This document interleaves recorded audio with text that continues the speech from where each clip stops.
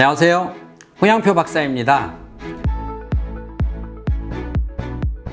다양한 선택과 다양한 경험은 그 아이가 살아가는 데 있어서 평생 밑받침이 된다, 이렇게 제가 늘 얘기하죠. 그래서 항상 예의 들죠. 동물들도 놀이를 통해서, 다양한 경험을 통해서, 다양한 장소의 이동을 통해서 하나의 성장된 동물로 성장해서 어른이 됐을 때 스스로 어른의 역할을 다할 수 있다. 그래서 이 본능적으로 동물들은 그렇게 새끼들이 놀면서 장소 이동해주면서 이렇게 하고 있다는 거죠. 그런데 우리나라 그 유아교육 현장을 보면 조금은 아쉬운 게 있어서 이야기 나눠보고자 합니다.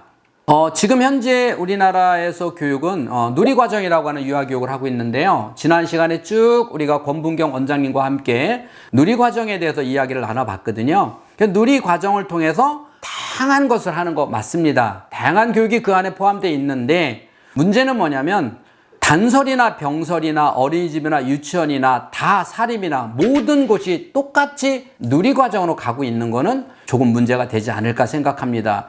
우리 한국의 유치원, 사립유치원 원장님들이요, 그동안에 1세대 원장님들이, 이 유아교육의 시작이 1세대 원장님들이 불모지에서, 유아교육의 불모지에서 유아교육을 지금까지 끌어들이는 데 있어서 여기까지 성장시키는데 정말 엄청난 공을 했습니다.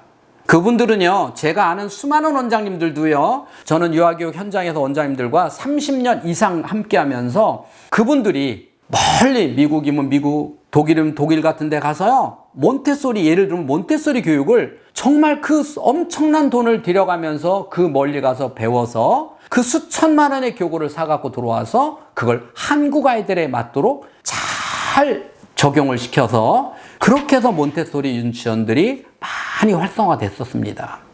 또 한 번은 숲유치원이 얼마나 활성화됐었어요. 그래서 국가에서 숲치료사, 숲교육사, 이런 것들을 국가에서 아예 양육을 해서 많은 원들이 숲체험을 하도록 그렇게 해서 숲유치원이라고 하는 것들이 또 하나 엄청나게 활성화가 됐었습니다. 그리고 또 독일에서 유행했던 발도르프 교육, 호크마 교육, 이런 다양한 교육들이 유아교육 현장에서 각자 현장에서 오랫동안 아이들을 가르쳐보고 또 수십 년을 통해서 경험을 쌓아서 원장이라는 자격을 딴 이분들이 나름대로 노하우를 가지고 한국 실정에 맞는 다양한 선진국의 교육들을 한국 실정에 맞도록 잘 뿌리 내려놓고 있었습니다. 그런데 어느 날부터 이 모든 것들을 누리과정 안에 집어넣어라 하다 보니까 몬테소리 교육 안에 누리과정이 들어가야지 누리과정 안에 몬테소리가 들어갈 수 없었어요. 숲유치원 안에 누리과정이 들어가야지 누리과정 안에 숲유치원이 들어갈 수가 없었습니다. 여러분, 또 아이들이 보면은요, 발도르프 교육 안에 누리과정이 들어가야 되는데 누리과정 안에 발도르프가 들어갈 수 없었어요. 근데 그것을 너무 강력하게 누리과정만 하라고 하다 보니 이런 몬테소리, 숲, 발도르프 이런 교육들이 유아교육 현장에서 다 없어지면서 어머님들의 선택의 폭이 없어져 버렸습니다. 저는 최소한 유치원은 아이들이 교육을 시작하는 첫 스타트의 유치원만큼은 다양한 교육 중에서 어머님들이 선택할 수 있는 기회를 줘서 최소한 사립유치원만큼은 원장 재량으로 교육 콘텐츠를 만들고, 그리고 어머님들이 가서 정말 설명회를 들어보고 거기에 우리 아이는 저기에 맞다라고 하면 우리 아이하고 딱 맞는 그런 교육을 선택할 수 있도록 기회를 주어야 된다고 생각합니다. 근데 지금은 10개 유치원을 다 가봐도 똑같은 누리과정 안에서 변화를 주려고 하다 보니까 한계가 있다는 거죠.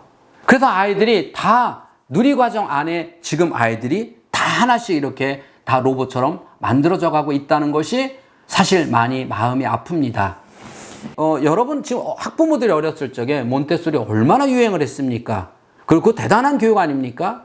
그래서 저는 어머님들에게, 그러면 사립유치원 원장님들이 회계에 너무 누리과정과 회계에 신경 쓰다 보니까 다양한 누리과정을 하지만 사실은 그거 말고 너무 다양한 걸 해주고 싶은 욕구가 너무나 많은데 이 틀에 갇혀서 못하고 있는 것들이 너무 아쉬운 거죠. 그러니 어머니들이 해주지 못하는 거라도 다양하게 집에서 교육의 경험과 체험을 해줘야 된다고 저는 생각을 합니다. 그래서 어머님들이 아이들에게 다양한 교구 중심, 그 다음에 현장 중심, 그래서 아이들 데리고 숲에 가서 숲교육도 어머님들이 해줘야 되고요. 다양한 몬테소리 교육학과 아이들이 그 몬테소리 안에 있는 그런 원리에 대한 것도 어머님들이 해줘야 되고요. 이렇게 원에서 하지 못하는 것들을 원에서 하는 걸 그대로 하는 것이 아니라 원에서 해주지 못하는 것들을 도와주라는 겁니다. 여러분, 원래 평생교육이라고 하는 것의 정의를 보면 평생교육은 학교 교육을 제외한 모든 것, 이렇게 돼 있습니다. 학교 교육을 제외한 모든 것, 이게 평생교육입니다. 즉 가정교육도 이 안에 포함해서 유치원 교육에서 하지 못하는 그 다른 것들을, 그런 것들을 어머님들이 신경 써서 해주지 않으면 아이들이 현재 누리과정에서 너무 똑같은 획일적인 교육은, 이러한 교육은 조금 아이들에게 불리한 이유도 있다. 그래서 여러분 지금 큰 아이들, 조금 큰 청소년 아이들에게는 몬테소리부터 다양한 교육을 접했었고요. 아마 제 생각에는 우리가 조금 더 교육의 선진으로 가면 또 이제 원장 재량으로 아마 교육이 풀어지지 않을까라는 생각을 해봐요.